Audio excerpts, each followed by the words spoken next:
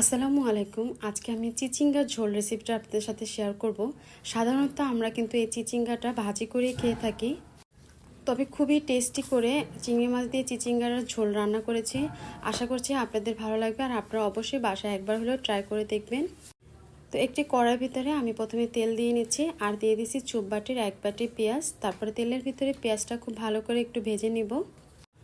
আর একটা ফাঁকে এর ভিতরে দিয়ে দিব লবণটা আমি 1 চামচের মতো দিয়েছি। তবে আপনারা চাইলে প্রথমে কম করে দিয়ে পরে আবার চেক করে আবার দিতে পারেন ঠিক মতো। তারপরে এই তরকারিটাকে টেস্টি করার জন্য এখানে আমি নারকেল বাটা দিয়েছি উঁচু উঁচু করে 2 টেবিল চামচ।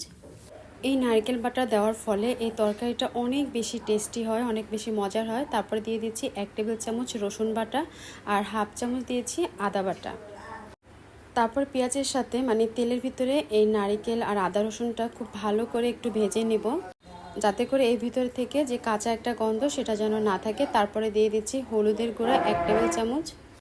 তারপরে দিয়ে দিচ্ছি মরিচের গুঁড়া, এখানে আমি 1.5 টেবিল চামচ মরিচের গুঁড়া দিয়েছি, তবে আপনারা ঝাল কম খেলে কিন্তু কম দিতে পারেন। তারপরে দিয়ে দিব এখানে আমি ধনিয়ার গুঁড়া 1/2 টেবিল চামচ, আর জিরার গুঁড়া দিয়ে দিব 1/2 টেবিল চামচের চাইতে একটু কম। এখন আমি এর ভিতরে আদা রসুন বাটার যে বাটার পানিটা সেটা দিয়ে হালকা করে একটু কষিয়ে নিব।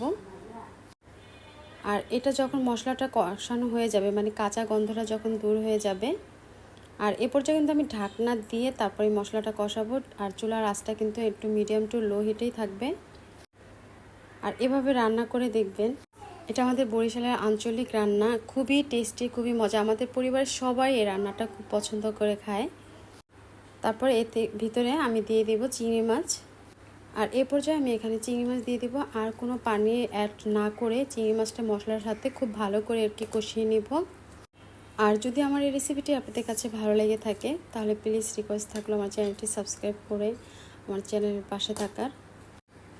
তো যখন দেখবো যে চিংড়ি মাছগুলো একদম তিনের মতো হয়ে গেছে, সে পর্যায়ে এর ভিতরে অ্যাড করে দেব চিচিঙ্গা। আমি এভাবে ছিলে তারপর চিচিঙ্গা টুকরো টুকরো করে ধুয়ে নিয়েছি।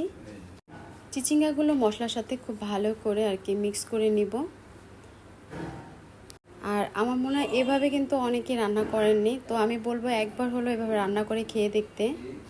আজকের দুপুরবেলা আমরা শুধু এই তরকারিটা দিয়েই ভাত খেয়েছি, এতটা টেস্টি, এতটা মজা হয়েছে। আর অবশ্যই কিন্তু একটু পরপরই ঢাকনা তুলে নেড়ে ছেড়ে দিতে হবে। আর আমি এখানে কোনো রকম পানি কিন্তু ব্যবহার করিনি। এই তরকারিটা এমনিতে একটু পানি পানি, তা দেখতে পাচ্ছেন অলরেডি কিন্তু আমার পানি বের হয়ে গেছে তরকারি থেকে। এই পর্যায়ে চুলার আঁচটা মিডিয়াম টু লোতে রেখে ঢাকনা দিয়ে ঢেকে এটা রেখে দিব। আর এখন যে ঝোলটা বের হয়েছে এই ঝোল থেকে কিন্তু আমার এই তরকারিটা একদম সিদ্ধ হয়ে যাবে, সে পর্যন্ত আমি এটা অপেক্ষা করব। আর যখন আমার তরকারিটা প্রায় সিদ্ধ হয়ে আসবে লুকটা দেখলে বোঝা যাবে যে আমার তরকারিটা সিদ্ধ হয়ে গেছে। তো যেহেতু আজকের এই তরকারিটাতে আমি একটু ঝোল করব, তো আমি এখানে এখন কিছু পানি অ্যাড করে দিব। 1 মগের মতো পানি এখানে আমি অ্যাড করে দিয়েছি। আবার আপনারা যদি চান যে ঝোলটা খাবেন না, তাহলে কিন্তু ওই পর্যায়ে জিরার গুঁড়া দিয়ে তারপর নামিয়ে নিতে পারেন। তারপরে আমি এটা আবারও ভালো করে জাল করে নিব। তারপর আরও 5 মিনিটের মতো এটা আমি রান্না করে নিয়েছি। আর এ পর্যায়ে কিন্তু আমার রান্নাটা কমপ্লিট হয়ে গেছে।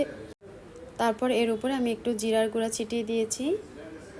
বাস, আমার রান্নাটা কমপ্লিট হয়ে গেছে। আশা করছি আপনাদের কাছে ভালো